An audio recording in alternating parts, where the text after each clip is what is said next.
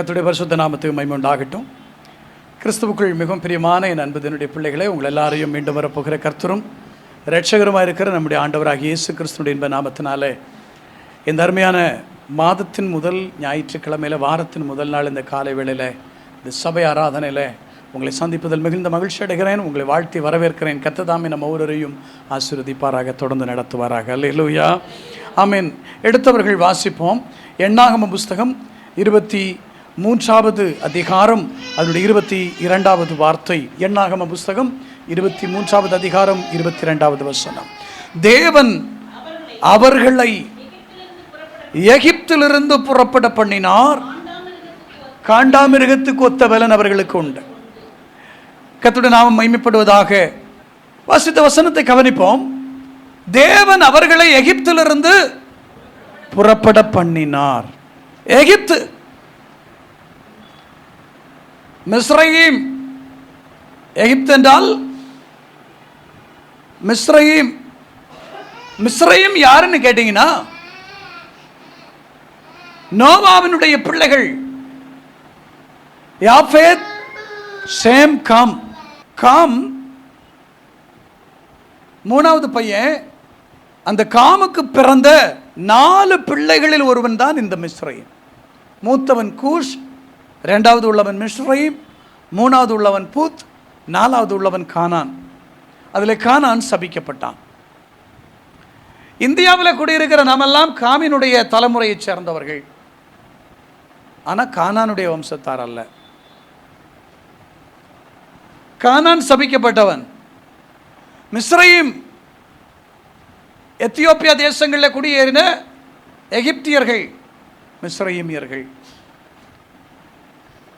இவர்களெல்லாம் கணக்கெடுத்தா காமினுடைய சந்ததிகள். இவர்களெல்லாம் ஒரு வகையில் சபிக்கப்பட்டவர்களே, ஒரு வகையில். இப்போ இந்த மிஸ்ரயீம் அல்லது இந்த எகிப்து, அவர்கள் போய் பார்த்த, அவர்கள் போய் குடியேறின நாட்டுக்கு பெயர் எகிப்து என்று பெயர்.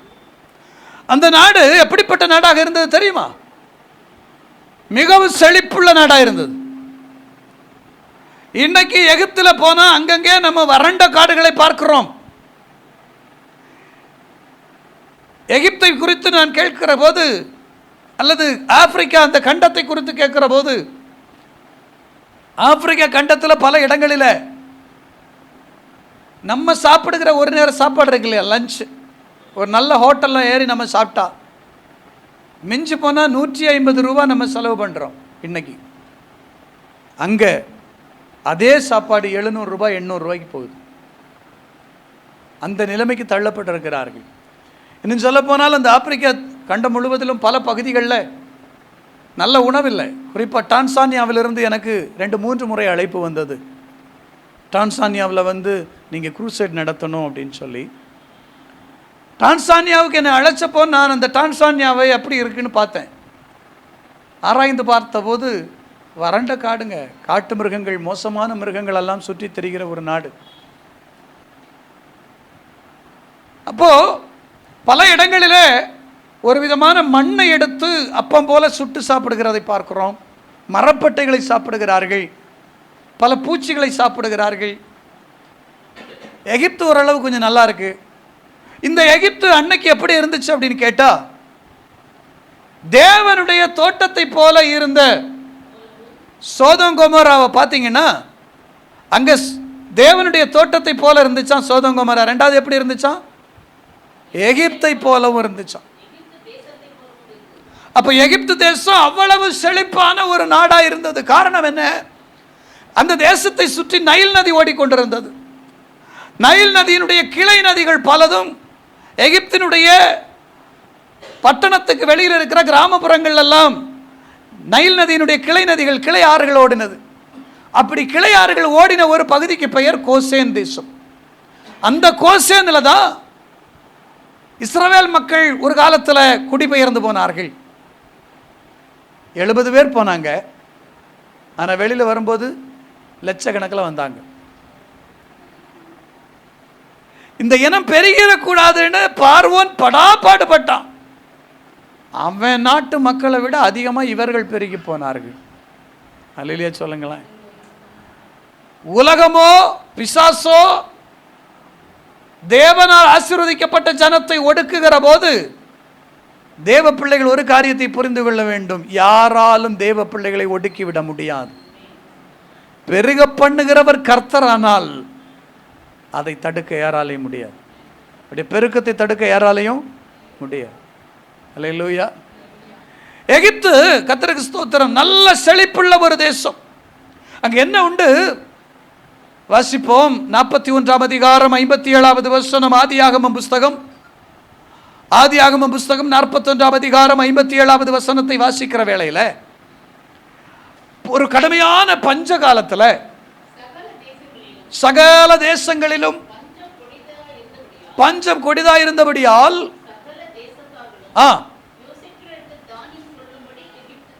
அப்ப எகிப்துல என்ன உண்டு? தோத்திரம். பலரும் எகிப்தை பெருமை பாராட்டி கொண்டிருக்கிறோம். எகிப்து என்பது ஞானார்த்தமாய் நான் சொல்லுகிறது இந்த உலகத்தை.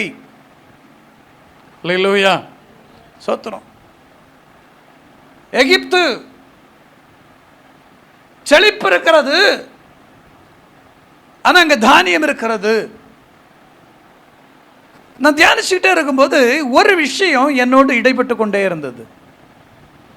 எகிப்துல தானியம் உண்டு. இந்த ஜனங்கள் எகிப்தை விட்டு புறப்பட்டு வந்த இடம் வனாந்தரம். வனாந்தரத்தில் தானியம் கிடையாது. பேசாம அங்கே இருந்து ஒழுங்கா உள்ள தானியத்தை வாங்கி தின்னுக்கிட்டு சந்தோஷமா இருந்திருக்கலாம்ல. ஆனா ஆண்டவர் இங்கே எழுதி இருக்கிறார், தேவன் அவர்கள் என்ன செய்தாராம்? எகிப்திலிருந்து சிலர் எகிப்தை விட்டு வந்ததுக்கு பிறகு திரும்ப எகிப்தை நோக்கி பார்க்கிறவர்கள் உண்டு. இஸ்ரவேல் மக்கள் அப்படி பார்த்தார்கள். அவங்க திரும்பி பார்த்ததுல கொஞ்சம் அளவு கடந்து யோசித்து பேசினார்கள். நாங்கள் எகிப்தில் இருக்கும்போது கறி சட்டிக்கு பக்கத்தில், மீன் சட்டிக்கு பக்கத்தில், இறைச்சி சட்டிக்கு பக்கத்திலேயே உட்கார்ந்து மட்டனும் சிக்கனும் வேக வேக நாங்கள் சாப்பிட்டோமே. இன்னைக்கு இங்க வந்தா எங்களுக்கு ஒண்ணுமே இல்லையே. எகிப்தில் தானியம் உண்டு, வனாந்திரத்தில் என்ன உண்டு?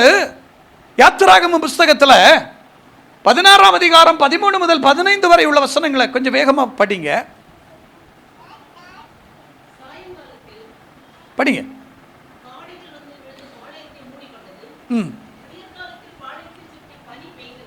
ஆ 16, 13 15 வரைக்கும் நீங்க படிங்கம்மா. கரெக்ட் தான்.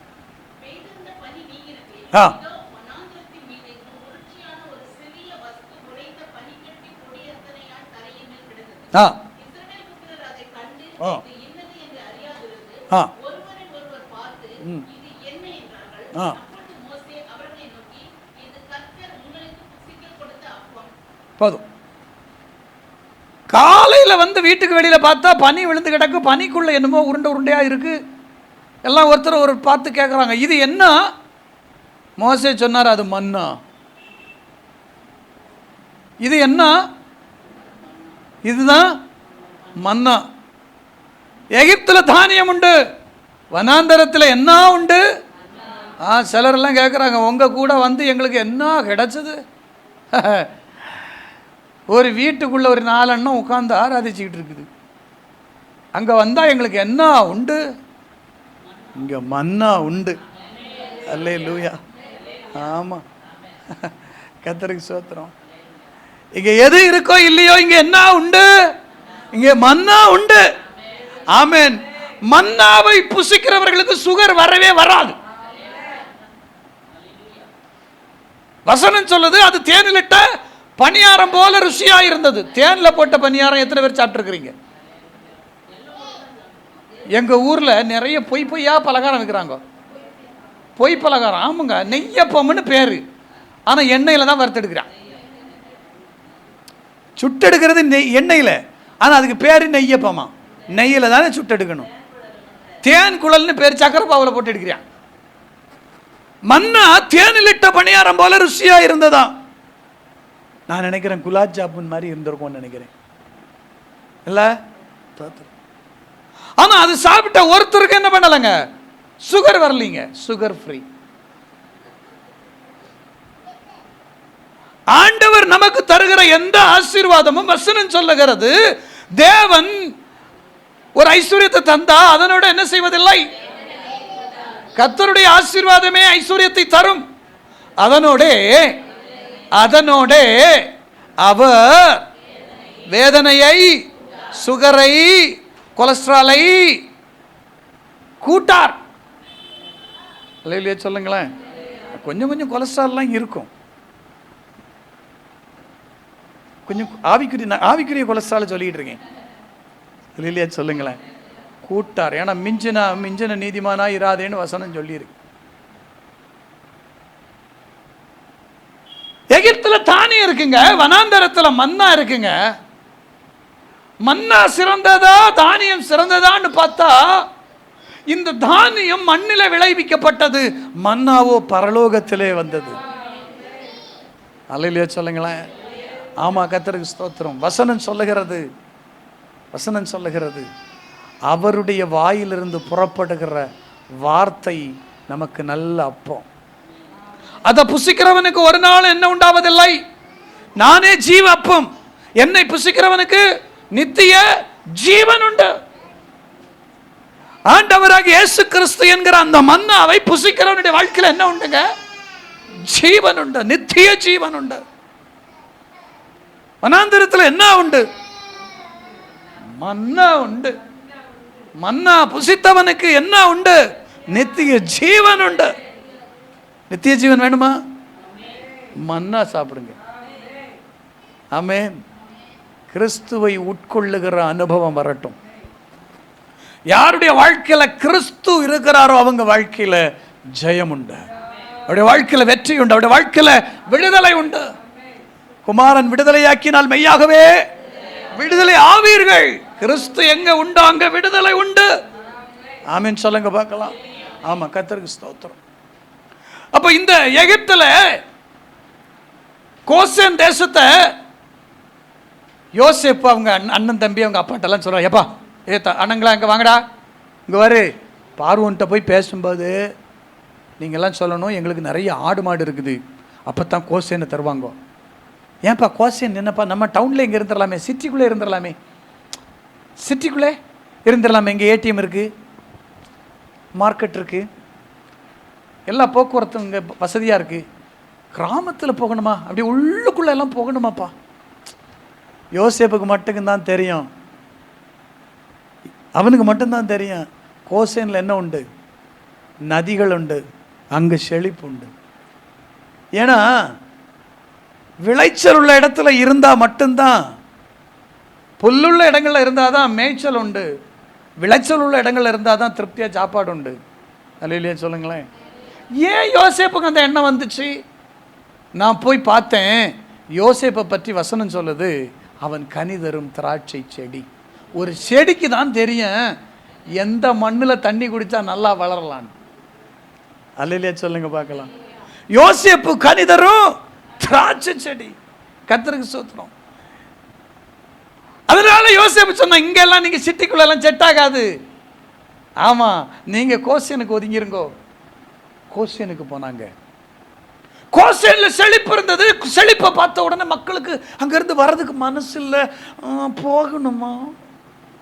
இப்போ நிறைய பேருக்கு உலகத்தில் எல்லாம் வந்ததுக்கு அப்புறம், இப்போ ஒரு காலத்தில் பார்த்தீங்கன்னா வறுமையும் தரித்திரமும் கிடக்கும்போது ஆண்டவரே ஆண்டவரேன்னு தேடினவங்க, பயந்து ஓடினவங்கெல்லாம் ஒரு சமயத்தில் என்ன ஆகிடுறாங்கன்னா, கொஞ்சம் வருமானம்லாம் வந்து கொஞ்சம் செழிப்பெல்லாம் வந்ததுக்கப்புறம் அதுக்கப்புறம் ஆராதனைக்கு போகணுமா, சர்ச்சுக்கு போகணுமா, சோத்திரம் பாஸ்டருக்கு சோத்திரம் சொல்லணுமா.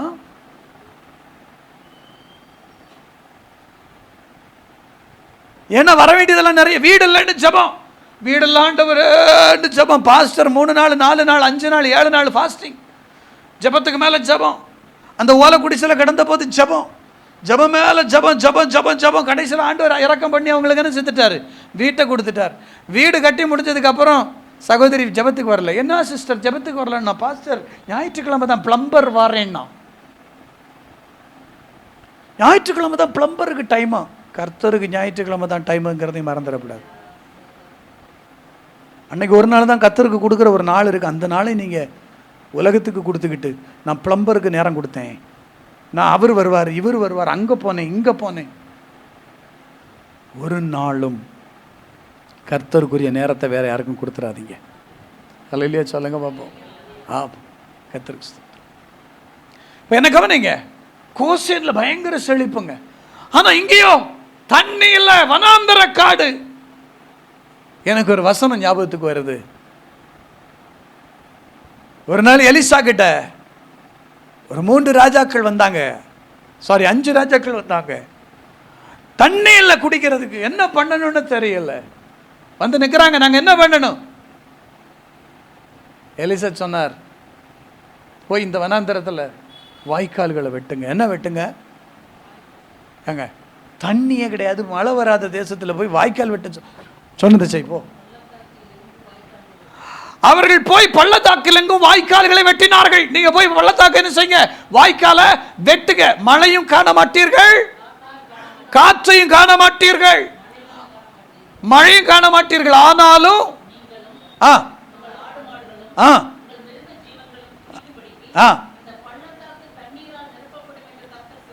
மழை வருமா? அது வந்தா என்ன, வரலன்னா உங்களுக்கு என்ன? உங்களுக்கு தேவை என்ன? அது வரும். அல்லேலூயா. நம்ம பல நேரங்களில் சாத்தியதைகளை பார்க்குறோம். மலையாளத்தில் ஒரு பாட்டு உண்டு இல்லையா, சாத்தியதைகளோ அஸ்தமிச்சு போயிடும்போ அகந்தங்கு மாறிடும்போ. ஓ சாத்தியதைகளோ அஸ்தமிச்சு போயிடும்போ. சோதரங்களோ അകന്നങ്ങ് മാറിടുമ്പോൾ പ്രവൃത്തിയിൽ വലിയ യേശുനാഥൻ കൃപ നൽകും ജയഘോഷം ഉയർത്തിടുവാൻ. ഓ പ്രവൃത്തിയിൽ വലിയവൻ യേശുനാഥൻ കൃപ നൽകും ജയഘോഷം. ഓ ഇത്രത്തോളം ജയം തന്ന ദൈവത്തിന് സ്തോത്രം. ഇതുവരെ കരുതിയ രക്ഷകന് സ്തോത്രം. ഇത്രത്തോളം ജയം തന്ന ദൈവത്തിന് സ്തോത്രം. ഇതുവരെ കരുതിയ രക്ഷകന് സ്തോത്രം. ഇനിയും കൃപ തോന്നി കരുതിടണേ, ഇനിയും നടത്തണേ തിരുഹിതം പോൽ. ഇനിയും കൃപ തോന്നി കരുതിടണേ, ഇനിയും നടത്തണേ. எகிப்துல கோசேன் உண்டு, செழிப்புண்டு, நதியுண்டு. ஆனா வனாந்தரத்துல என்ன உண்டு? ஒண்ணுமே இல்லையே. மழையும் இல்ல, காற்றும் இல்ல, ஒண்ணும் இல்ல. ஆனா வசனம் சொல்லுகிறது, தண்ணீரை காண்பீர்கள். சாதாரண தண்ணி இல்ல, பள்ளத்தாக்கெல்லாம் நிரப்பப்பட்டிருக்கிற தண்ணியை காண்பீங்க. அல்லேலூயா. ஆமா, கர்த்தருக்கு ஸ்தோத்திரம். எவ்வளவு பெரிய ஆசீர்வாதம், எவ்வளவு பெரிய வாக்குத்தத்தம். ஆனா இன்னைக்கு நம்ம கோசேனை தானே நம்ம விரும்புறோம், எகிப்து தானே விரும்புறோம். அப்படிப்பட்ட எகிப்தை விட்டு தேவன் அவர்களை புறப்பட பண்ணினார். இனியும் இந்த கோசேனை பிடிச்சிட்டு உட்கார்ந்து இருக்காதீங்க. இனி இந்த ஊர் பேரை சொல்லி, உலக பேரை சொல்லி, அதை சொல்லி, இதை சொல்லி இங்கே இருக்காதீங்க. உங்களுக்காக எனக்காக ஆயத்தப்படுத்தப்பட்டிருக்கிற ஒரு பரலோக தேசம் ஆயத்தமாயிருக்கிறது. வாருங்கள், அங்கே போவோம். அழைக்க ஒருவர் வருகிறார். ஆண்டவராக இயேசு கிறிஸ்து அவர்களுக்காய் காத்திருக்கிறவர்களை மீட்டுக் கொண்டு போகும்படி அவர் வரப்போகிறார். அல்லேலூயா. நிச்சயமாய் வருவார், வந்தவர்களை சேர்த்துக் கொள்வார். ஆமென். வருவாரா? வருவாருங்க. வருவேன் என்றவர் தாமதியாரே, வந்திடும் நேரம் நெருங்கிடுதே. வருவேன் என்றவர் தாமதியாரே, வந்திடும் நேரம் நெருங்கிடுதே. கரை திரையில்லாத மணவாட்டியாய், கரை திரையில்லாத மணவாட்டியாய், நிறைவாய் இயேசுவை சந்தித்திடுவோம். நிறைவாய் இயேசுவை சந்தித்திடுவோம். சீயோனே, சீயோனே, உன் வல்லமையை இன்று தரித்து கொள்வுன் நேச வருகிறா வருகிறா வருகிறா. நம்முடைய இயேசு வருகிறா. அவர் நிச்சயமாய் வருவா. தம்முடைய சேர்த்துக்கொள்ள வரப்போகிறா. அவருக்காய் ஆயத்தமாய் இருக்கிற, அவருக்காய் காத்திருக்கிற அவருடையவர்களை அவர் சேர்த்துக்கொள்ள வரப்போகிறா. அல்லேலூயா. ஆகவே தேவன் அவர்களை எகிப்திலிருந்து புறப்பட பண்ணினார். இனியும் நீங்க எகிப்தினுடைய எந்த காரியத்தையும் பிடிச்சிட்டு உட்கார்ந்து இருக்க வேண்டாம். வருகை சமீபமாயிற்று. இன்னைக்கு பூமியில் நடக்கிற பலதையும் பார்க்கும்போது அவருடைய வருகை சமீபம். அவர் எப்போ வேணாலும் வரலாம். இன்னைக்கு கூட வரலாம். இங்கே இந்த பிரசங்கம் நடந்து கொண்டு இருக்கும்போது வரலாம், அல்லது இந்த பிரசங்கம் முடியும் போது வரலாம், அல்லது இன்னைக்கு ராத்திரி வரலாம், நாளைக்கு வரலாம், நாளை மறுநாள் வரலாம், அடுத்த வாரம் வரலாம். எப்போ வேணாலும் வரலாம். அவர் வருவார். நாம் எப்படி இருக்கணும்? நம்ம எப்படி இருக்கணும்? ஆயத்தமாக இருக்கணும். அல்லேலூயா. ஆமாம், கர்த்தருக்கு ஸ்தோத்திரம். எகிப்தில் இருந்தவர்களை புறப்பட பண்ணினார். அந்த தேசத்தை பற்றி நான் ஒன்று ரெண்டு சொல்ல விரும்புகிறேன். எகிப்தில் இருக்கும்போது இஸ்ரவேல் ஜனங்கள் அங்கு சில அதிசயங்களை பார்த்தாங்க. இருக்கிறது எங்க? எகிப்தில். அங்கே தேவனுடைய செயலை பார்க்குறாங்க. சங்கீதங்களின் புஸ்தகத்தில் படிக்கிற வேளையில் 106ஆம் சங்கீதம் 21வது பாடல் வரியில் இப்படி வாசிக்கிறோம். 106ஆம் சங்கீதம் 21வது பாடல் வரி, எகிப்திலே பெரிய கிரியைகளையும் காமினுடைய தேசத்திலே அதிசயங்களையும் சிவந்த சமுத்திர தண்டையிலே பயங்கரமானவைகளையும். போதும். ஆண்டவராகிய கர்த்தர் எகிப்திலே, காமினுடைய தேசத்திலே, செங்கடலிலே அவர் தம்முடைய மகிமை வெளிப்படுத்தி பலமான கிரியைகளை நடப்பித்தார். பெரிய பெரிய அதிசயங்களை எல்லாம் செய்தார். சிலர் என்ன நினைக்கிறாங்க, எகிப்தில் இருக்கிற சிலர் என்ன நினைக்கிறாங்க, இங்கே தானே ஆண்டவர் இருக்கார், இப்ப எகிப்தியர் இந்த பாடுபடுத்துறாரு யாருக்காக? எகிப்தியருக்கு தவளை வந்துச்சு, கோசேனுக்குள்ள வரல. எகிப்தியர்ல கல்மலை விழுந்துச்சு, கோசேனுக்குள்ள கல்மழை விழல. எகிப்துல இருட்டு வந்துச்சு, கோசேனுக்குள்ள இருட்டு வரல. எகிப்துல இருக்கிற தண்ணி ரத்தமாச்சு, கோசேன்ல இருக்கிற தண்ணி ரத்தம் ஆகல. எகிப்துல பேன் வந்துச்சு, கோசேன்ல பேன் வரல. எகிப்துல வண்டு வந்துச்சு, கோசேன்ல வண்டு வரல. நல்லா புரிஞ்சுக்கணும். அதே மாதிரி அங்க தலைச்சன் பிள்ளை நடந்தது, இங்க என்ன வரல? தலைச்சன் பிள்ளை சங்காரம் வரல. அப்ப இவ்வளவு காரியங்கள் அங்க நடக்குது, இங்க வரல. எகிப்தில் இருக்கக்கூடிய மெயினா சிட்டிகளில் இருக்கக்கூடியவர்களுக்கு எரிபந்தமான பருக்கள் வந்தது. ஆனா கோசேன்ல இருக்கிறவர்களுக்கு என்ன வரல? எரிபந்தமும் வரல, பருக்களும் வரல. அப்படி இருக்கும்போது இப்ப கோசேன்ல இருக்கிற இந்த பரிசுத்தவான்கள் மோசே சொல்றாரு, வாங்க நம்மெல்லாம் வனாந்தரத்தில் போய் கர்த்தரை ஆராதிப்போம். பாயா, அறிவு இருக்கா உனக்கு? வனாந்தரத்தில் போய் தண்ணி இல்லாம அங்க கிடப்பானா? இங்க தண்ணி இருக்கு, செழிப்பு இருக்கு, கர்த்தர் இங்க இருக்கார. இந்த எகிப்தியர் இந்த பாடுபடுத்துறது யாருக்காக? நமக்காக. சோ நம்ம கூட இருக்கிறதுனால தானே, நம்மளை நேசிக்கிறதுனால தானே ஆண்டவர் நமக்காக அவனை போட்டு இந்த பாடுபடுத்துறார். அதனால நம்ம என்ன செய்வோம்? எகிப்துக்குள்ளே இருப்போம். சிலர் நம்மகிட்ட வாதம் பண்ணுவாங்க, பார்த்துருக்கீங்களா? அங்கேயும் நல்ல பிரசங்கெல்லாம் பண்ணுவாங்க. ஆமா, பண்ணுவாங்க. கர்த்தர் அதிசயங்களை வெளிப்படுத்துறது எதுக்காக? நான் கேட்டேன் நேற்றுக்கு ஆண்டவர்கிட்ட, ஏன் ஆண்டவரே? ஆண்டவர் சொன்னார், நான் எகிப்துக்கு விரோதமாக எழும்பினதே இவங்களை வெளியில கொண்டு போறதுக்கு, இவங்களை அங்கே உட்கார வைக்கிறதுக்கு இல்லை. பல நேரங்களில் தேவனுடைய செயல்பாடை நீங்க சரியா புரிஞ்சுக்கலன்னா, தேவன் ஏன் செயல்படுகிறார்னே தெரியாம நீங்க இன்னும் எகிப்துக்குள்ளே தான் இருப்பீங்க. எகிப்துக்குள்ள இருக்கிற வரைக்கும் செயல் வெளிப்பட்டுச்ச, இவ்வளோ அற்புதம் நடந்துச்ச, எகிப்துல இருந்த எவனுக்காவது விடுதலை கிடைச்சிச்சு? அற்புதம் நடந்ததுல, ஆண்டவர் செயல்பட்டார்ல, அதிசயம் எல்லாம் பார்த்தாங்கல்ல, உண்மைதானே? ஆனா எவனுக்காவது விடுதலை வந்துச்சு? விடுதலை இல்லாம நீ அற்புதத்தை பார்த்து, வார்த்தையை கேட்டேன், பிரசங்கத்தை கேட்டேன், அதை பார்த்தேன், இதை பார்த்தேன், அங்க சுகமாச்சு, கை விடுதலையாச்சு, கால் விடுதலையாச்சு, என்ன நடந்தா என்ன? நீங்க விடுதலை ஆகலைன்னா, உங்களுக்கு வர வேண்டிய சுதந்திரம் வரலைன்னா, அந்த எகிப்து உங்களுக்கு அதுக்கு எத்த சொல்லுகிறார்? அவர்களை புறப்பட பண்ணினா. ஆண்டவர் உங்களை இந்த எகிப்திலிருந்து புறப்பட பண்ணி இருக்கிறார். பழைய பக்தனுடைய பாட்டு இன்னைக்கு என்னன்னு தெரியல, பாட்டா வருது. நேரம் குறைவா இருக்குல்ல, அதனாலதான். எக்காலம் என்னும் பிசில் அடித்தால் நிற்காமல் போயிடும் வண்டி,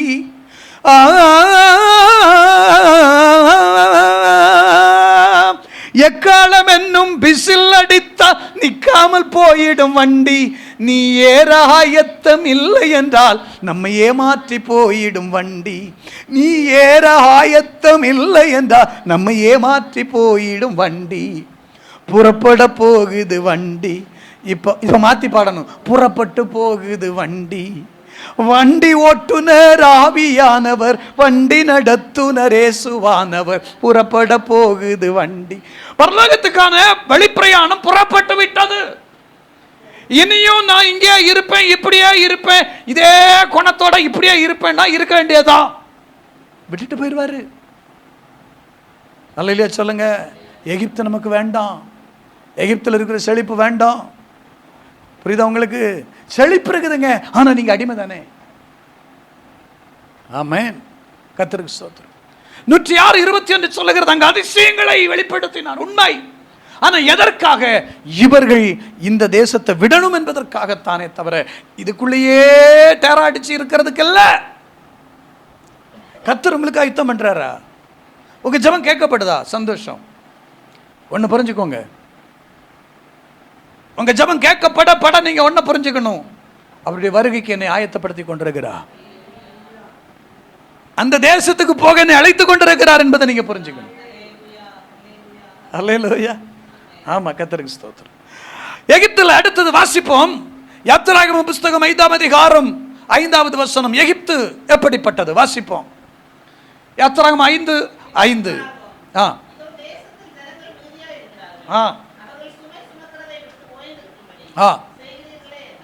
அவங்கள இங்க இருந்து விட்டுருங்கன்னு சொல்லி கூப்பிடுறதுக்கு மோசையும் ஆரோனும் போயிருக்கிறாங்க. ஆண்டவர் சொல்லி அனுப்பி இருக்கிறாரு. மோசே போயிருக்கிறாரு. போய் பார்வோன்ட்ட பேசுறாரு. பார்வோன் இங்க பார்வோன்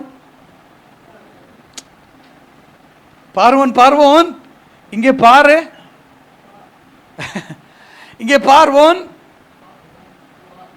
எங்க ஆண்டவர் சொல்லி இருக்கிறாரு, எங்க ஜனத்தை விடு, அவங்க போய் வனாந்தரத்தில் அவருக்கு என்ன செய்யணும்? ஆராதனை செய்யணும்.